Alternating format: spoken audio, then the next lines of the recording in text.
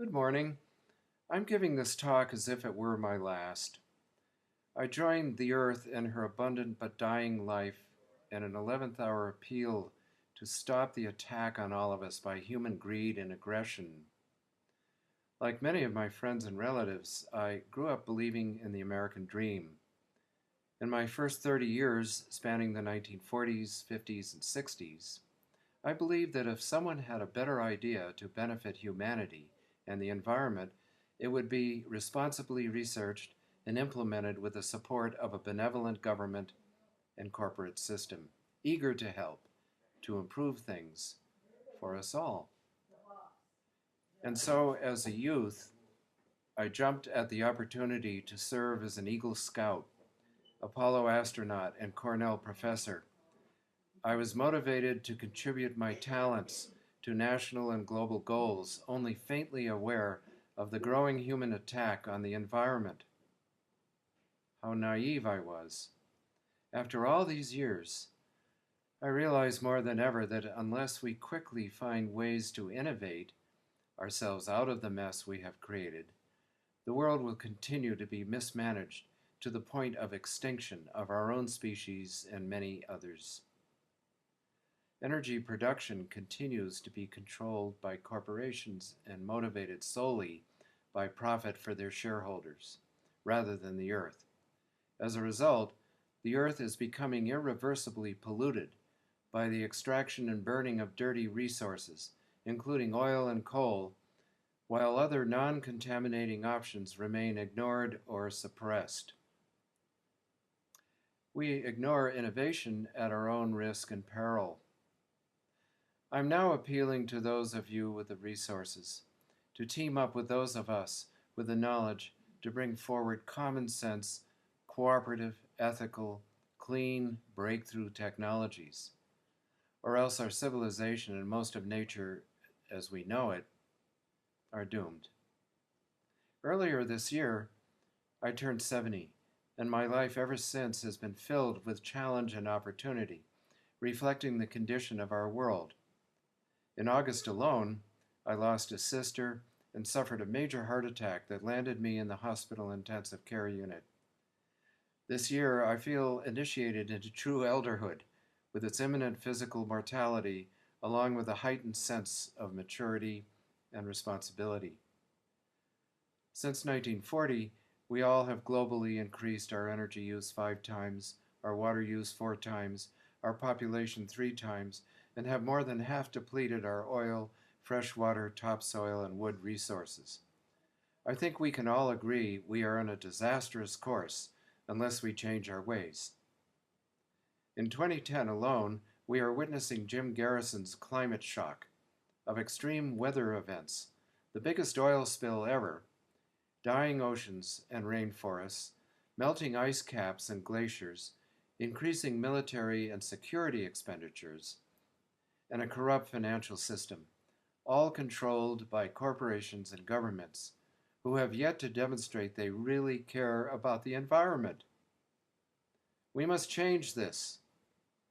I believe technology can change our course dramatically if we can only become a responsible species.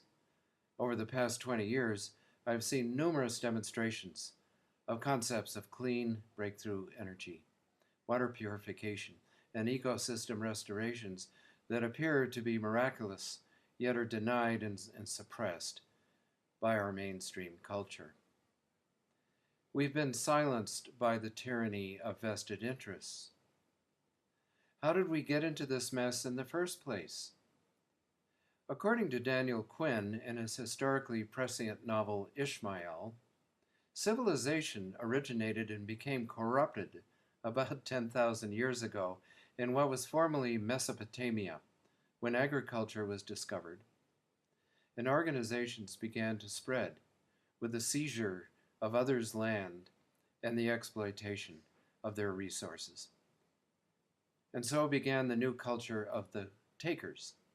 Through his main character, Ishmael, Quinn wrote, quote, "The disaster occurred 10,000 years ago when the people of the emerging culture said, 'We're as wise as the gods,' and can rule the world as well as they. When they took into their own hands the power of life and death over the world, their doom was assured. Takers will never give up their tyranny over the world, no matter how bad things get. They've always believed that what they were doing was right, and therefore to be done at any cost whatever. Everyone has to be forced to live like the takers, because the takers had the one right way. End quote. And thus, the indigenous cultures were forced to become the leavers as they retreated from mother culture. Most of the original cultures have sadly been exterminated by the taker aggressors. More recently, the oil-propelled Industrial Revolution has only exacerbated the aggression. The Industrial Revolution became the Agricultural Revolution on steroids. Only 150 years ago, oil was discovered, marking a second epochal change in human history. The discovery of oil has led to great riches of a new industrial civilization, fueled by petroleum, much of which can be found in and within a few hundred kilometers of Kuwait. This oil-rich land provided the first fertility after the global ice age. 10 millennia later, it has become a principal provider of the abundant energy needed to grow our cities and industries into an unimaginably powerful and now world-threatening proportions. Through the years, the human hierarchies and empires grew to enormous and unwieldy sizes, and the wealth of the few began to flourish during this past century, in large part from oil drilling and consumption. We now need a third revolution, a sustainable technology solution revolution. Now, in the year 2010, we sit poised on the verge of extinction, or of an unprecedented revolution in innovation and consciousness that could just give us the chance we need for our survival, if this can be ethically, responsibly, and consciously implemented. Call the new revolution whatever you'd like. I often call the coming paradigm shift a turquoise revolution, symbolizing a newly unified and healed earth with pure oceans, land, and air. Turquoise combines the best of Gunter Pauly's nature-friendly blue economy, the prospects of breakthrough clean energy, and the green thinking of the deep ecology movement. Most of us can agree that the agricultural and industrial revolutions have created both great civilizations and great riches alongside great poverty, the inequalities of which contribute immeasurably to the destruction of our precious environment as we know it. We need to undo 10,000 years of tyranny and transform our taker-dominated culture into a giver-dominated culture. But where are the givers? Where can we find those of us who really care about our future? How can the few takers with a conscience transform themselves to givers? The first step in such a process is to let go of our fears and become aware of the magnificent things that are possible. When we do that, we begin to realize the solutions are so many, yet they seem so elusive. A juggernaut of industrial tyranny is cutting us off from these solutions, while the rest of us are going along with the charade. Whether it's our land, water, food, oil, wood, metals, or money, the grab is on. But there's a missing piece in the puzzle, a disconnect between those who have correctly pointed out our dilemma and the refusal to acknowledge the true possibilities that lie ahead.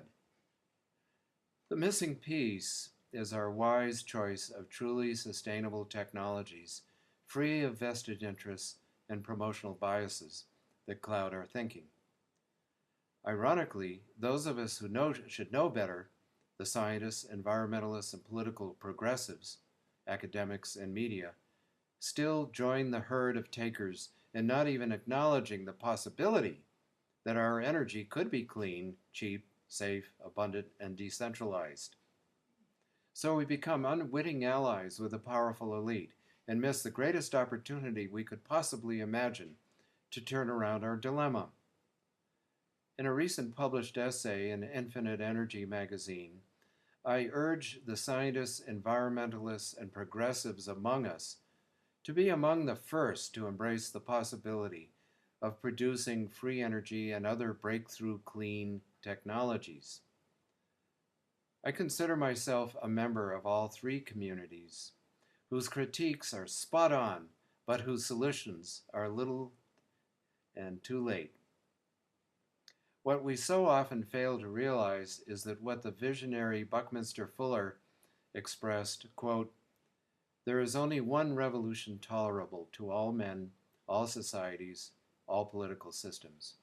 Revolution by design and invention," end quote. So far, I've received little response from my seemingly hypnotized scientific, environmental, and progressive colleagues to my pleas to consider the possibility of an energy solution revolution.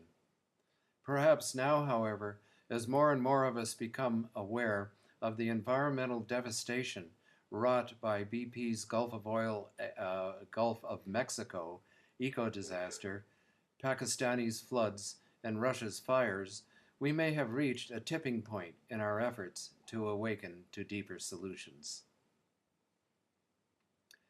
There's a lot of talk about green technology solving our climate and other environmental problems.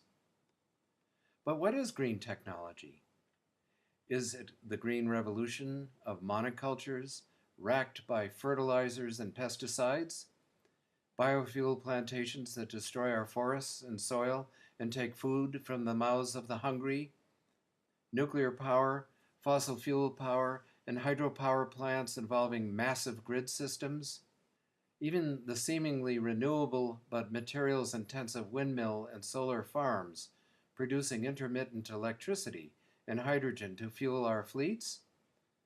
My radical viewpoint is that none of the above measures will prove to be nearly enough to solve our collective dilemma after we factor in the full life cycle environmental costs of each option. To co-create a truly sustainable future, we are going to have to design new technologies, especially energy technologies, from the ground up. Fortunately, there exist hundreds of proofs of concept of new energy devices, ranging from energy from the vacuum, zero point, cold fusion, special hydrogen and water technologies, and energy from the thermal environment. All these approaches deserve our closest consideration, research, and development.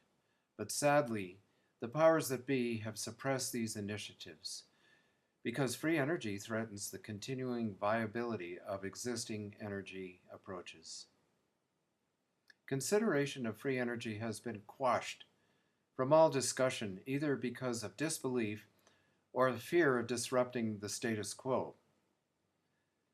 But as Bucky Fuller said, quote, "Status quo is a multi-dimensional tapestry of what has been and never will be again, and is, ipso facto, no longer existent," end quote. Not that we should drop everything we're doing in the near term to improve efforts towards sustainability. I'm a dedicated advocate of small is beautiful. And the brilliant work of Gunter Pauli, John Todd, and others in sustainable biosystems that work with rather than against nature. Ongoing research and development of some of these bridge innovations will become absolutely essential in the choices we need to make in our future. Whether it's an oil, mining, logging, water, agribusiness, or pharmaceutical company, coming into the third world, the Amazon or the Arctic, a missionary or bank incursion into indigenous lands, a gringo coming to the South to become a land developer for short-term profit, the suppression and hijacking of miracle breakthroughs, like authentic cures for cancer or research on free energy, political or financial manipulation of vulnerable nations that have resources, a coup d'etat, assassination, or military attack, the story is always the same. The takers run the show. We've been hoodwinked says whistleblower author John Perkins. Most all of us are unaware of how serious the situation has become and how ignorant we are of new possibilities. The key to understanding the roots of our destructive way is the practice of economics. The dismal science of Thomas Carlyle, the 19th century Scottish economist, has incorporated arbitrary standards that favor the rich and externalize the environmental costs. Under these rules, the BP oil explosion in the Gulf of Mexico could be considered an economic success. More jobs, more profits for some, higher GDP, but not accounted for as an environmental catastrophe. I am deeply saddened by our unwillingness to halt our predatory environmental destruction. I often feel I need an eco-psychologist to go to plumb the depths of my own grief about what's happening so quickly to our planet. I often feel angry, depressed, betrayed, guilty, and fearful about what our species is doing to itself and its surroundings, all because of the bankrupt values of current corporate and political policies. The industrial age is crashing down all around us, and no publicly understood strategy for our future presently exists. And that's the sad thing about it. Most of us don't even know it's happening. But just as the agricultural age replaced the Neolithic age, and the industrial age replaced the agricultural age, another age, perhaps the age of wisdom, is urgently required to replace our current age of greed if we are to survive. We cannot go on like this, nor allow the ecocide to continue. It's time for those of us who are consciously evolving to take a stand on behalf of life and say enough and demand real change and action, not in 10 or 20 years, but here and now. Waiting in the wings is a cadre of enlightened practical visionaries ready to move forward with countless clean innovations. We should begin to provide sanctuary for true innovators so that they can conduct their research and development in peace and help us co-create a much better world. These unsung pioneers deserve our financial and emotional support. A change in consciousness has become absolutely necessary for all this to happen. Our greatest obstacles are social and political, not technical. There are many good ideas out there waiting for their opportunity. It is time for the many to receive the benefits of abundant sources of energy, rather than the few at the expense of the many. It is time to ask how we, as a civilization, can best embrace sustainability while minimizing disruptions during the transition period. We all need to become educated about what's possible, and then create teams of passionate eco-scientists and engineers to fulfill our collective mandate for clean energy, clean water, sustainable agriculture, forestry and oceans that are clean, and the protection of the natural world and its biodiversity in indigenous peoples. Necessity is the mother of invention. You've heard that one before. We need new clean technologies to match the boldness of our goals to create a truly sustainable future. We can develop them if we only give them a chance. I foresee at least the following revolutions of the work being proposed at the launch of initiatives like the Exemplar Zero Initiative. First, an energy solution revolution. Time and again, I've seen demonstrations of proofs of concept of numerous breakthrough energy technologies, any one or some of which, if properly developed, could solve the energy crisis very soon and eliminate most causes of climate change and pollution. These technologies include 1. Energy from the vacuum extracted by electromagnetic devices. This is sometimes called zero-point etheric, space, free, or over-unity energy. 2. Cold fusion or low-temperature non-radioactive nuclear reactions. 3. Advanced hydrogen and water chemistries. And 4. Energy from the thermal environment. Yet, as a culture, we've repeatedly rejected this possibility by not supporting the research. In fact, This research has been violently suppressed. This situation is the most bizarre conundrum of our time, as we continue to neglect even thinking about something that could save us from our collective folly.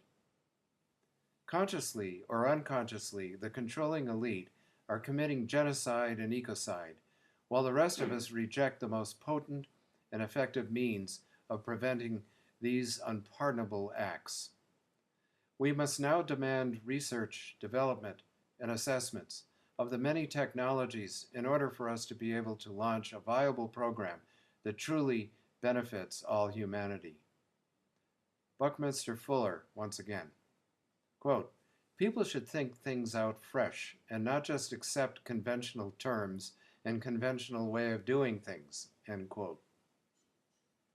This new energy program should mirror John Kennedy's vision to place a man on the moon. Where are the John Kennedys of today? Perhaps some of you may feel stirrings in your souls for greatness and bold action that our time requires. Take a moment and imagine a world of free energy. No more extraction and burning of dirty fuels. No more grid systems. Vastly reduced air, water, and land pollution. No more murderous trillion-dollar wars for oil. Imagine holding a 10-kilowatt power pack in your hand that could power your home or transport you to work. Is this an impossible dream? Actually, from what I've seen and learned over the many years, this future is highly likely if we only give it a chance. Imagine in your daily lives no longer having to pay for an electric or heating or cooling bill, or for filling her up at the local gas station when you want to drive, or if you want to fly somewhere or ship anything anywhere. Imagine having unlimited safe, fresh drinking water worldwide from the cheap desalination of seawater. Imagine a world without big power plants and huge dams, but rather an elegant decentralized system of distributed power, reducing our cost of living by 30% or more. Imagine ending poverty worldwide from this one revolutionary development, free energy, and thus fulfill the United Nations Millennium Development Goals. Upon becoming aware of free energy late in his life, Bucky Fuller said this, quote, "I am glad I have lived long enough to see this. It is simply wonderful. I hope and pray that you will live long enough to see the principle upon which this marvelous artifact is based become the new energy source for all the passengers on Spaceship Earth." End quote. It's logical that energy companies earning hundreds of millions of dollars a day would try to maintain their income streams for as long as possible and wring out every drop of oil before changing course. So it's up to the most enlightened leaders of nations and companies, as well as the rest of us, to awaken to and educate others about the possibility of a clean and sustainable future through free energy and other breakthrough technologies. We must compel the largest companies and countries to make ethical and responsible choices that are no longer predicated on industrial self-interest, but rather in the interest of life itself. We're all in this together. Fuller, again, said this, quote, "We're not going to be able to operate our spaceship Earth successfully, nor for much longer, unless we see it as a whole spaceship and our fate as common. It has to be everybody or nobody." End quote. The second major revolution would be a water solution revolution. Water is the wondrous substance upon which we each rely for our survival. Sometimes called the oil of the 21st century, both the quantity and quality of our water are declining rapidly. Instead of keeping water pure to ensure our health and the health of the planet, we have treated our bodies and waterways as toxic dumping grounds. Pure water is the bridge to higher consciousness within and around us. Recent research suggests that we can heal ourselves and planet through the medium of water. Water can be considered actually as an essential blue element to our green thinking.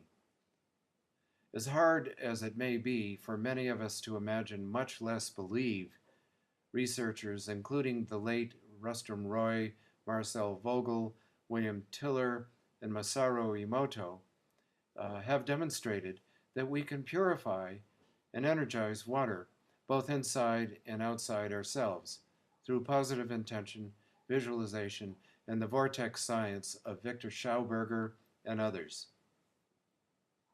The wondrous relationship between consciousness and water suggests that we are far more intimately connected to our world and to one another than we have ever dreamt of in the old mechanistic paradigm. This is the world we've inherited, the world we can re-inherit in a new way if we can openly discuss what it will take to restore what we have so badly abused. To achieve the immediate goal of sustainability, radical innovations in design using nature as a template must become our first priority. The third revolution I'm suggesting is that we have a biosphere solution revolution. Environmental writer Eugene Linden wrote, quote, Peter Raven, director of the Missouri Botanical Garden, predicts that during the next 3 decades, man will drive an average of 100 species to extinction every day. Extinction is a part of evolution, but the present rate is at least 1,000 times the pace that has prevailed since prehistory. Even the mass extinctions 65 million years ago that killed off the dinosaurs and countless other species did not significantly affect flowering plants, according to Harvard biologist E.O. Wilson. But these plant species are disappearing now, and people, not comets or volcanoes, are the angels of destruction. Moreover, the Earth is suffering the decline of entire ecosystems, the nurseries of new life forms. For that reason, Wilson deems this crisis the death of birth. British ecologist Norman Myers has called it the greatest single setback to life's abundance and diversity since the first flickerings of life almost 4 billion years ago. End quote. Restoration of the biosphere is the third mission-critical goal. We'll need to leave undeveloped lands alone, use state-of-the-art methods in restoring damaged ecosystems to their former pristine state, and develop local organic agricultural methods, standards, and certifications that are truly sustainable. We could create an Earth Corps to restore ecosystems and provide jobs to those who lose them as a result of the transition to a new culture, the funding for which could derive from reduced military budgets and from taxes on pollution. And we could employ Colonel Jim Shannon's vision for a first Earth battalion that uses the Army to restore the land, the Navy to restore the oceans, and the Air Force to restore the air. Why not? The fourth major goal is ongoing research and development centers.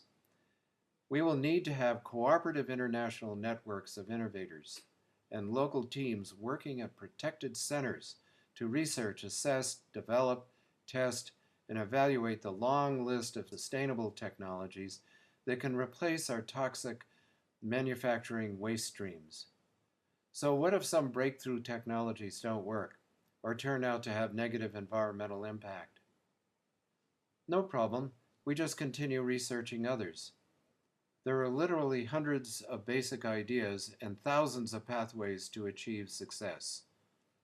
Again, quoting Fuller, quote, "There is no such thing as a failed experiment, only experiments with unexpected outcomes. I only learn what to do when I have failures," end quote. And that certainly has been my background as a scientist. You don't even have to believe in free energy to embrace its possibility. That's what R&D is all about, to invest in many parallel technologies at various stages of development in an iterative, integrated effort to guide us to the best choices based on health and environmental friendliness and not on the immediate profits or promotional biases toward particular systems. Imagine, if you will, a decision-making process that places people and the planet first before profits, and asks if a potential project enhances life, and only if the answer to that question is yes, does the project proceed to evaluate the economics. If it harms people or the environment, it is dead in its tracks. Contrast that to the normal way of evaluating a project that simply says, this will make billions, let's go. We live with many negative consequences of not thinking about the consequences. A new life-enhancing design imperative must become the norm. I like Buckminster Fuller's expanded definition of a designer. Quote, a designer is an emerging synthesis of artist, inventor, mechanic, objective economist, and evolutionary strategist. Fuller also said, quote, design science is more than the application of engineering and technology. It is more than a plan or design. Design science means total responsibility and capability for development, production, and distribution of not just a product, but a total service system on a worldwide basis. End quote.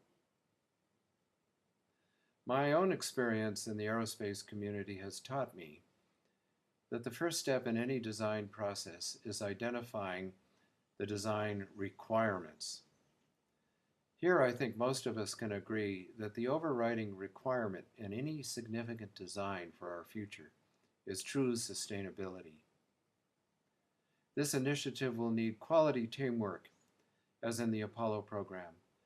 In the long run, establishing properly managed R&D and technology assessment centers would lower the risk of prematurely picking technologies that wouldn't work in the long run. Can we abuse free energy and other breakthroughs like we have abused so many others, like nuclear energy? Of course we can.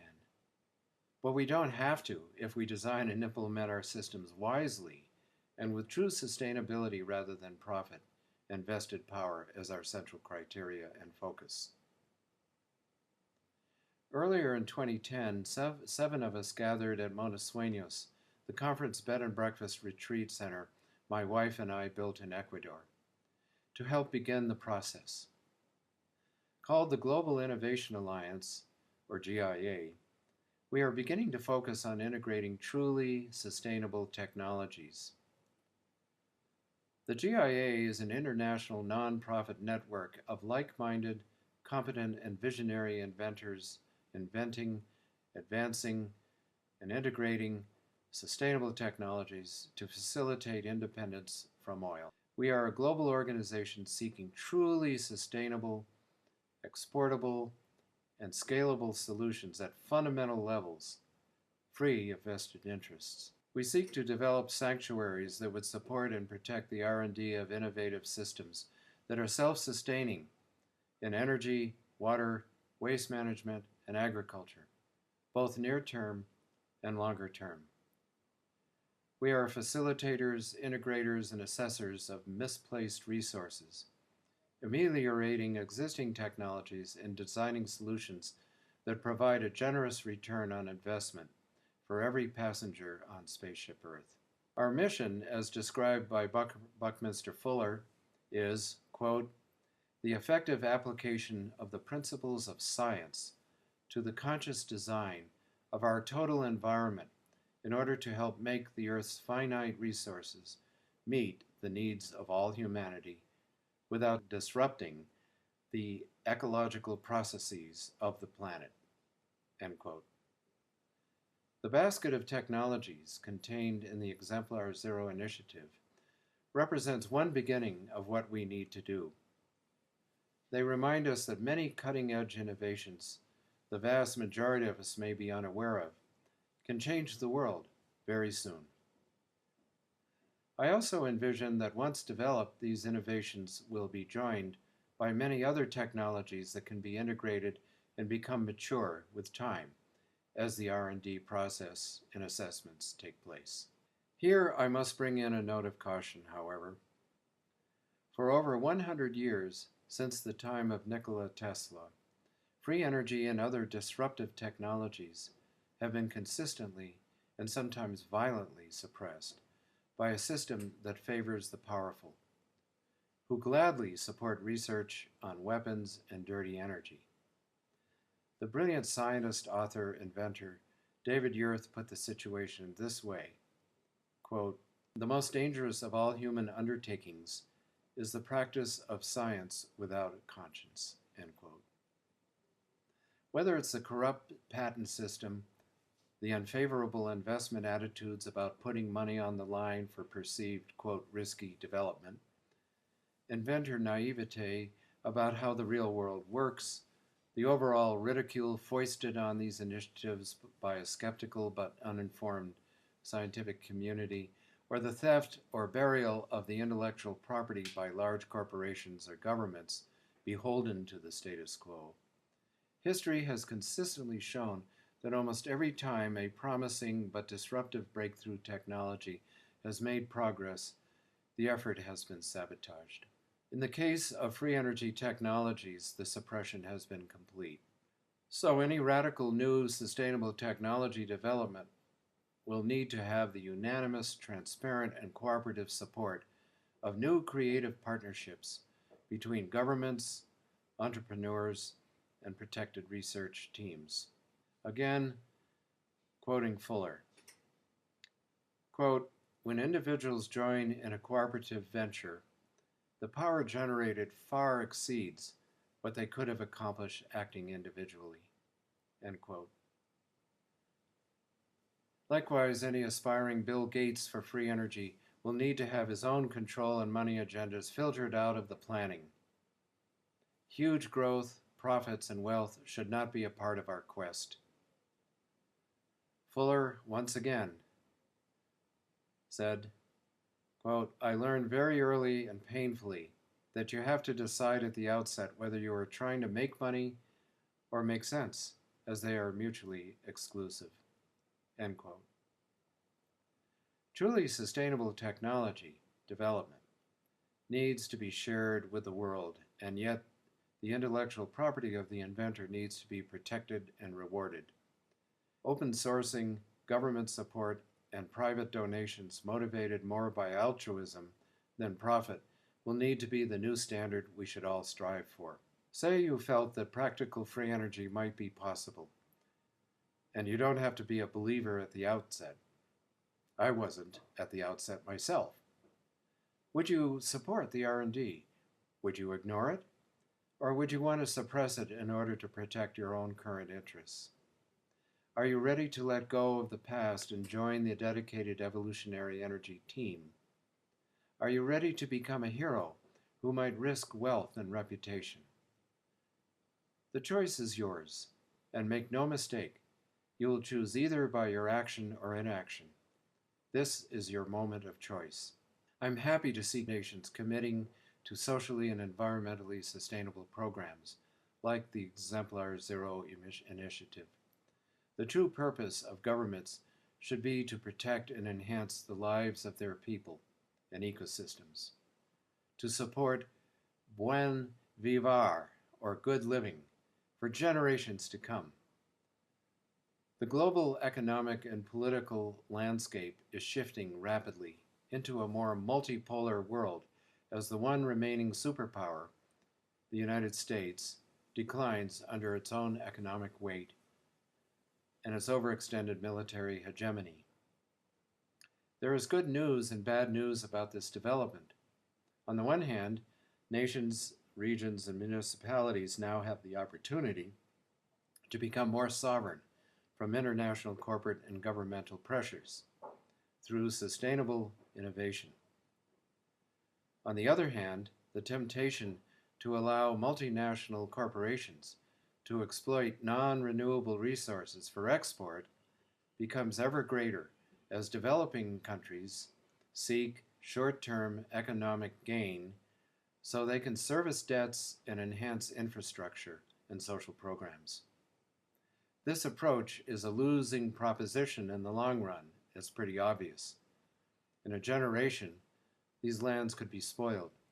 What happens when our resources and ecosystems are depleted in the wake of such short-sighted thinking?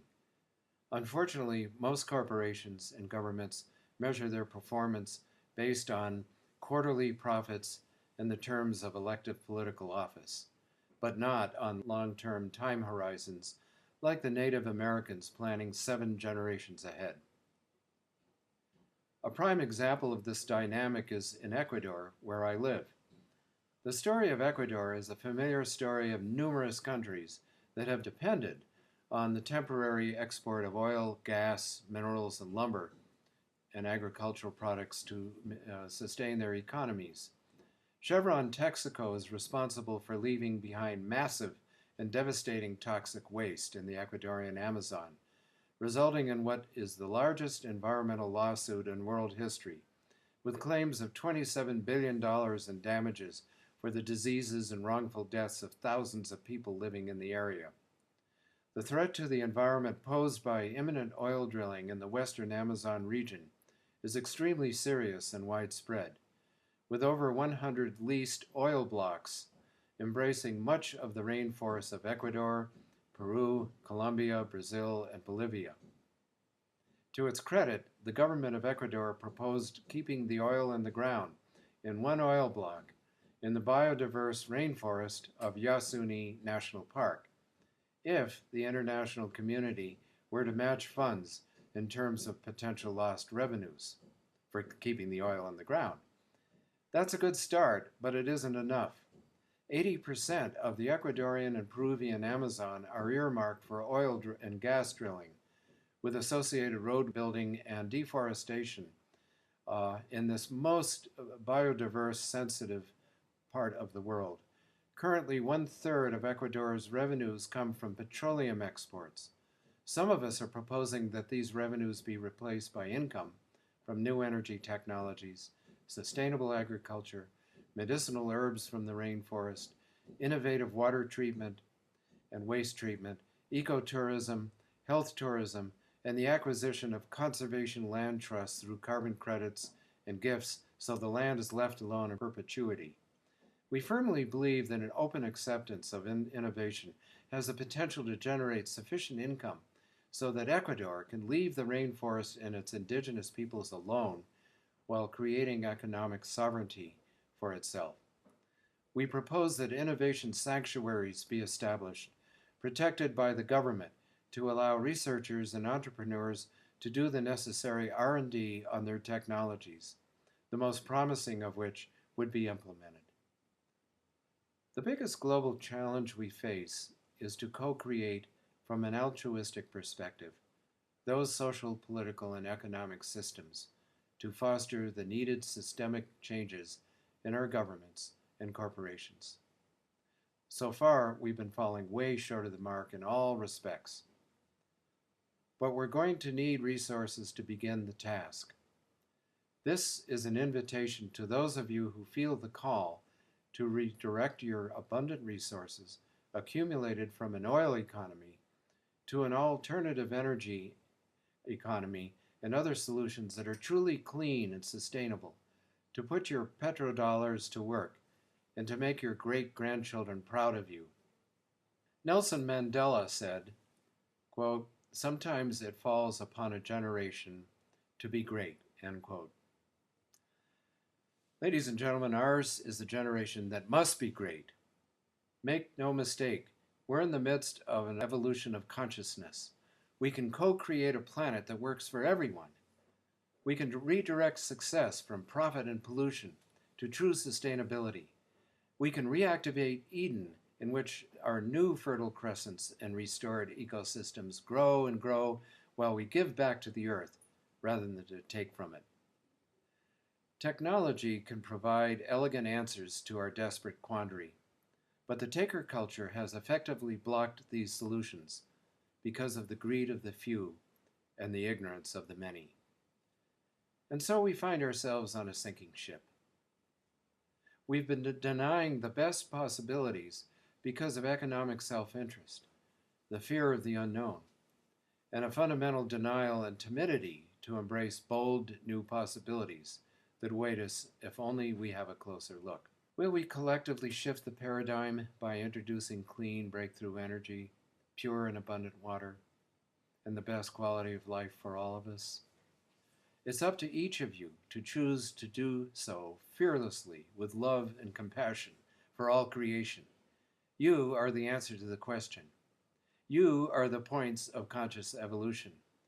May you choose wisely. I'd like to leave you with a quote from what you can gather is one of my true heroes, Buckminster Fuller, once again. Quote, "If the success or failure of this planet and of human beings depended on how I am and what I do, how would I be? What would I do?" Thank you very much for your attention and the great honor of addressing you.